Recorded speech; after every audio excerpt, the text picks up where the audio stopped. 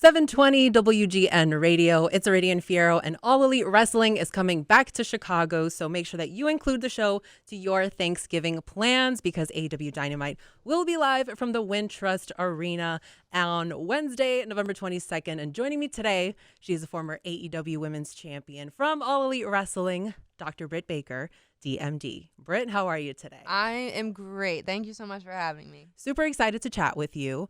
We have a segment here on WGN called What's Your Hustle on Your Money Matters. And callers will tell us what their job is, but also what their side hustle is. Oh. And I know that you not only are a full-time wrestler, a professional wrestler, but you are also a dentist. So since you've been with AEW, how have you been able to manage that? Being a dentist and a professional wrestler, do you think that one has kind of made the side hustle parts, or have you just been able to like kind of manage those well? No, so as the more success that comes with professional wrestling, the harder it is to maintain a, I guess, normal dental career. It's not really possible just become with the nature of the fans, and the fans are really passionate and they want to meet you and they want to be able to take pictures and get autographs, and they will go to the lengths of showing up at my dental office, sending fan mail to the dental office. I don't answer any fan mail that comes to the dental office because I it's just not the time or place. Send it to Daly's Place, All Elite Wrestling. But it's hard because that's something they don't teach you in dental school, is how to balance fans coming into your practice, and it's sticky. There's some lines you don't want to cross. So I actually, for that reason, don't take any new patients. I only see my old patients that I know are like tried and true, there for their oral health. They know me, they trust me, I trust them, and it's better that way. Also, that way I don't have to have the full-time schedule anymore, because it's not possible to be at a high level, one of the faces of the women's divisions, and also have it done. You have to be ready at all times. When opportunity arises, you got to be there to go. And if you have a full schedule of patients, it's not going to happen. It's not going to happen. Oh, man. And you also have a great fashion sense. You are one of the best. Do I? Yes. Really? I don't know. Do people tell you this? I don't know. I just feel like I'm always comfortable. Yeah. Yeah, so if it's swaggy too, that's cool. Yeah, no, it definitely is. You are probably one of the best dressed wrestlers in AEW. Wow. And I know that translates directly to your gear. And recently you made a change to your gear. So talk to me a little bit about that change and what made you make that decision. So I had that gear designed for months. It just didn't make sense just to switch for no reason. Yeah. And there's a couple things that I was like kind of waiting for. If this happens, I'll switch. If that happens, I'll switch. And it just didn't happen. Yeah. And then when the opportunity came for Wembley, I was like, that's it. That's when I'm busting out this new gear. And it's totally different for me. I've never, my gear has been the same, shape design wise.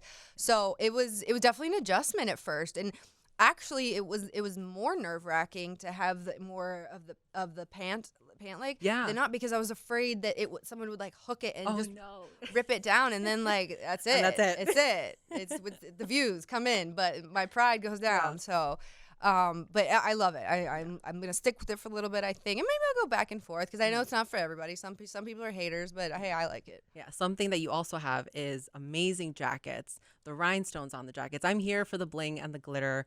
What made you kind of be like, all right, this is the kind of bling that I want. This is how I want to stand out with that gear. It kind of just started when I was on the indies. I always really wanted a really cool jacket, but I was in dental school. I was broke. I couldn't afford it. And then when I graduated, got my degree as a dentist, I was like, I want to wear a lab coat, which was cool for a second. But then when I was winning the belt, the thing about a lab coat is you can't put the belt around the lab coat. So I had to shorten up the jacket, and I was like, what I wanted to still have the lapels of a dental, just as my little ode. Like, I don't think anyone's looking at my ring jackets now saying that's a dental jacket. Like, no, the gig is up. But I still wanted to keep that as part of my ode to my dental degree. And then it just started small. I would have some crystals here, and then I was like, no, I want more. No, I want more. No, I want more.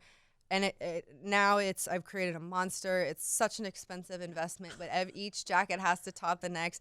I don't know what I was thinking, but here we are, and I love it.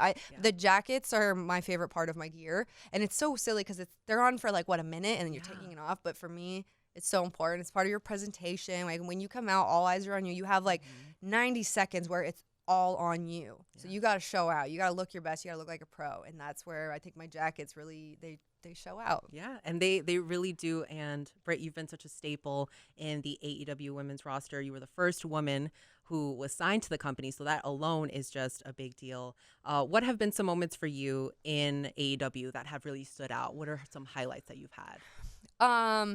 Man, so I think the whole pandemic era, that was such a hard time, and it was such a time where we didn't know what was going to come next. We didn't know when we were going to get to have fans again. So all we really had was each other, and it was we were a big family, and the camaraderie around that time was so special. I'll always have a bond with the roster at that time.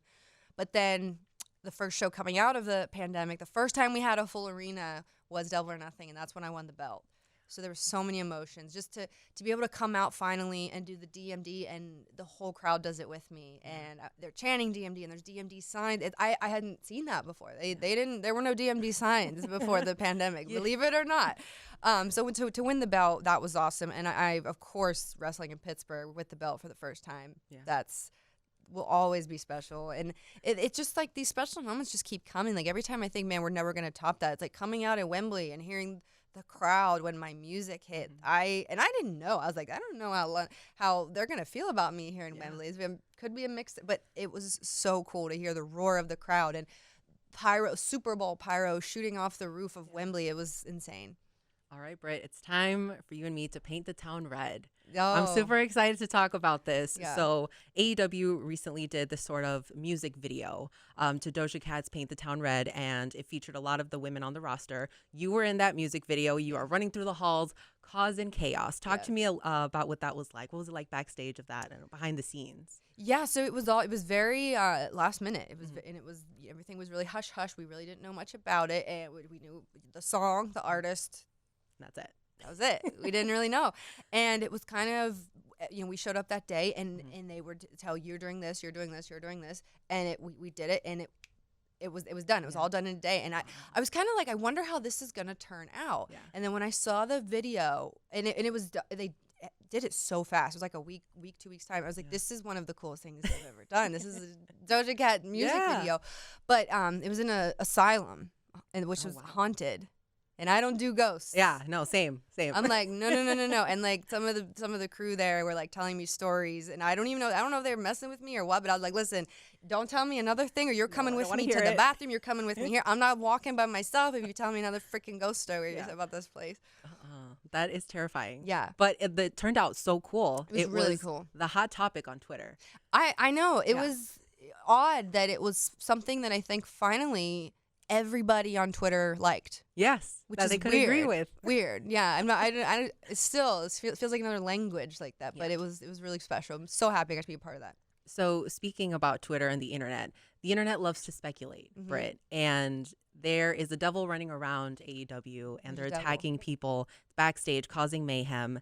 And the internet thinks it's you, Britt. Right. Why do they think it's you? I feel like the internet always tries to say, "Oh, it's Britt Baker." It's always me. You know what? I'm at the point in my life, in my career now. If you heard it was me, if I said it, yes, I said it, I did it, whatever. I don't care.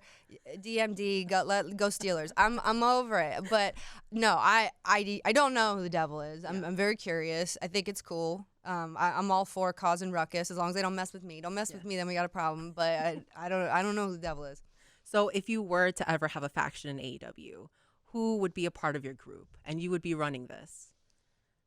So I would say if I had a faction in AEW, and I wanted to run the women's division, I would have Tony Schiavone, I would have Reba, and I would have Jamie Hayter. I think that would probably work out and be successful. I don't know. I mean, what would have to see.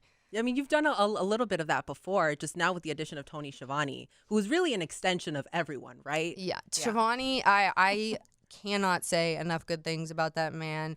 Arguably had the most effect on my career than anybody, just because he was so instrumental in the promos. And the promos is where people really started to take interest in me, and stuff really started clicking.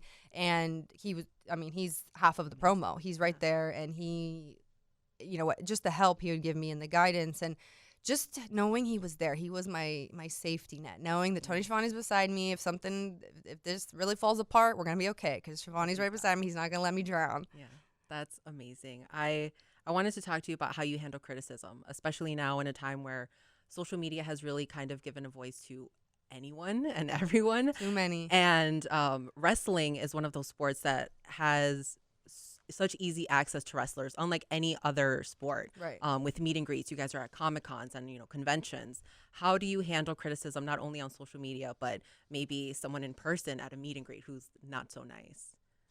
Believe it or not, that's never happened. I've never had a mean fan. I think the biggest altercation is like someone they diss Pittsburgh or the Steelers or the Penguins, and then we got to throw down. Like, No.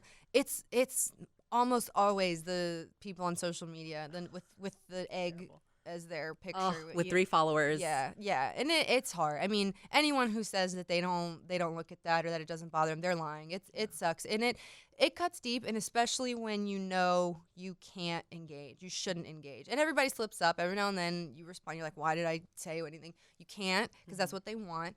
But it's frustrating when you read stuff about yourself that isn't true, that people swear, oh, I heard it or I read it, so it must be true, but. You can't do anything about it. If there's some people that doesn't matter, they can be proven wrong 100 times. They're still going to believe what they want to believe, and that's okay. And you just need to be okay with it because at the end of the day, it's their opinion. Do you care? No. Do they sign your paycheck? No. That's it. Yeah. So it's crazy. Just accessibility to wrestlers in general. I had a meet and greet with Johnny Gargano, and I did not know this about you. I'm in line. I'm wearing a Britt Baker t-shirt, and Johnny Gargano sees me. He points to the shirt and is like, I trained her. He did. And I was like, oh my goodness, that's amazing. I didn't know that. And he says, you're welcome. Yeah, Johnny and Candace, I started my basic training at Pittsburgh at IWC Wrestling, and then in the Northeast, AIW in Cleveland was like the place to be. That's where everyone was trying to get booked, and I wanted to get booked there, but I had no business being booked there. And in the Indies, you have to really stand out. You can't just do basic headlocks and clotheslines. No one's gonna see you. No one's gonna pay attention. Right. So that was really a school at the time that was teaching more flashy stuff and just another outlet to another platform. And the promoter, the owner, John Thorne and Chandler Biggins, who's passed away, they helped me so much. I mean, just navigating the waters of indie wrestling and being a female, and it's hard. It's really, really hard. And I thank both IWC and AIW for everything they've ever done for me on the indies. And without indie wrestling, without those 2 promotions, there's no Dr. Britt Baker. Yeah. But Johnny Gargano and Candice LeRae were the trainers at AIW, and that was my favorite part of the week. I would leave dental school. I think it was Tuesday, Thursday. I would drive 2.5 hours to Cleveland, train, and drive 2.5 hours back. And it was. So I was so excited. I was so pumped. It was the best. It was my favorite part of the week when I got to go to wrestling. That's amazing. I love that. And something else that I love about you is now you are on TikTok. It's so hard. I'm trying. I need time to get better at it, but I'm trying. No, you're doing great. Am I doing great? great? Yeah, Book Talk is loving it. I know you Talk, just reviewed the Britney Spears book, which I haven't gotten yet, but now it's ordered because I saw you do it, and I'm like, oh my God, Britt's doing it now. I've read like 8 books in the last month or so. Like I really dove into the Colleen Hoover books because of Book Talk, and I was like, why is everyone talking about this? And then I did it, and I was like, okay, I get it. But TikTok's just such a crazy place where you don't know, one thing can take off and you don't know why. Like my TikTok videos, they get the most views are the weird, like I'm just sitting in the dental chair. I'm like, what about this is entertaining? I don't know. It's such a weird place, but it's so addicting. When you start scrolling through TikTok, I'll have like puppies and then like a nachos recipe and then skincare and then Doja Cat, and I watch it all. I'm still scrolling. That algorithm really, it'll get you. I'm telling you. So with AEW coming to Chicago, what can our crowd expect to see when they go to the show? I mean, the thing about Chicago is it's always kind of like a homecoming for us. So it's that, that original, hey guys, we're back, we're here. It comes back full circle every time for me because of All In, the first All In. And we've grown so much since then, but I don't know. I feel like it's kind of like a measuring stick every time we come back to Chicago. Like, what have we done since the last time we've been here? And that's really special. It's cool that we have a city that we can kind of claim as that. Yeah. Well, Britt, thank you so much for being here. I absolutely appreciate it. And if our listeners who don't know about Britt Baker want to know about Britt Baker, where can they follow you on social media? I am at Real Britt Baker. Real. Britt with 2 T's. Baker like it sounds. There's nothing funky about it. That's it. Yeah. All right. So thank you guys for listening, and we appreciate it. I'm Iridian Fierro. We will talk more soon.